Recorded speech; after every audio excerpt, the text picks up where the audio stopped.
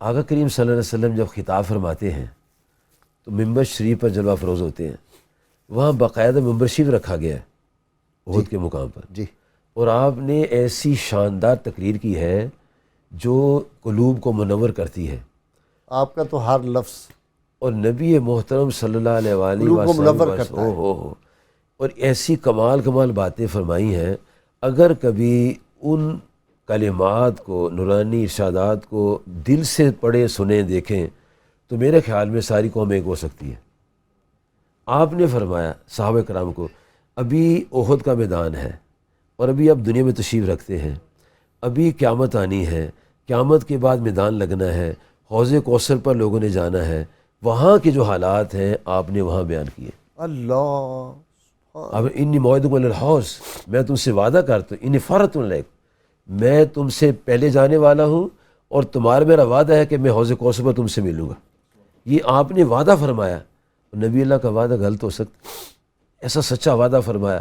اور آقا کریم صلی اللہ علیہ وسلم میں اس جگہ کھڑا حوض کوثر کو دیکھ رہا ہوں. ایسا کوئی کریم دنیا میں ہو سکتا ہے؟ اوئے کمال فرما جن سے حوض کوثر کے ہمیں جام ملنے ہیں ان کی ادب اور احترام میں ہم نہ خیال کریں تو اتنی شفقت اور کرم فرمایا کہ آقا صلی اللہ علیہ وسلم فرماتے ہیں کہ میں یہاں کھڑا اس حوض کوثر کو دیکھ رہا ہوں. صحابہ نے سنا ہے، امام بخاری صاحب نے اس کو نقل کیا ہے، 2-3 دفعہ نقل کیا ہے، اور فرماتے ہیں لوگوں مجھے تم سے شرک کا کوئی خوف نہیں ہے. مجھے یہ ڈر نہیں ہے کہ میرے بعد تم شرک کرنے لگ جاؤ. خوف کا لفظ ہے، مجھے خوف نہیں ہے کہ تم شرک کرو گے، لیکن ایک بات ہے تم پیسے کے پیچھے پڑ جاؤ گے. اور وہ جو باتیں آپ نے فرمائی آج ہم دیکھ رہے ہیں. ہاں جی ٹھیک ہے نا.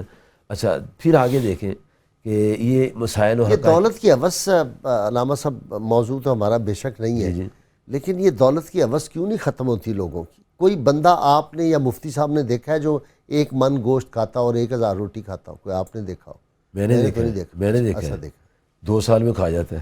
اچھا وہ ٹھیک ہے، ایک دن میں نہیں کھا سکتا، ایک دن میں وہ ساری زندگی مکمل کرتا ہے. اچھا جب قبر میں جاتا ہے تو یہ جو مال دولت لوٹا ہوتا ہے یہ جاتا ہے اس میں سے کچھ حصہ؟ ہاں قبر میں جاتا ہے. آقا کریم فرماتے ہیں کہ جب انسان مرتا ہے تو لوگ اس کو کندھے پر اٹھاتے ہیں، اور اگر نیک ہوتا ہے، امام بخاری نے باب باندھا ہے قول المیت علی الجنازہ، کہ میت کا 4 پائی پر بولنا.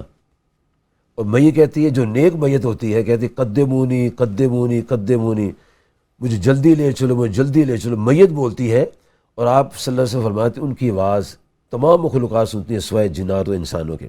اچھا جب قبر میں لے جاتے ہیں تو آپ فرماتے ہیں بھائی، عزیز، رشتہ دار، خدام سب واپس آ جاتے ہیں، اور قبر میں صرف اور صرف ایمان اور اعمال صالحہ جاتے ہیں. کوئی تجوریاں، کوئی کاریں، کوئی کوٹھیاں، کوئی بنگلے ساتھ نہیں جاتے.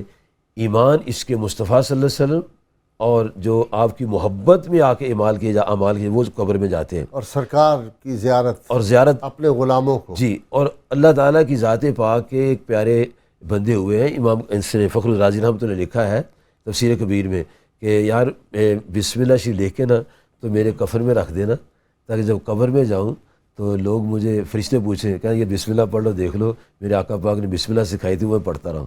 بس قبر میں جائیں کہیں میں کہوں غلام ہوں آپ کا، کہیں کہ ہم کو قبول ہے.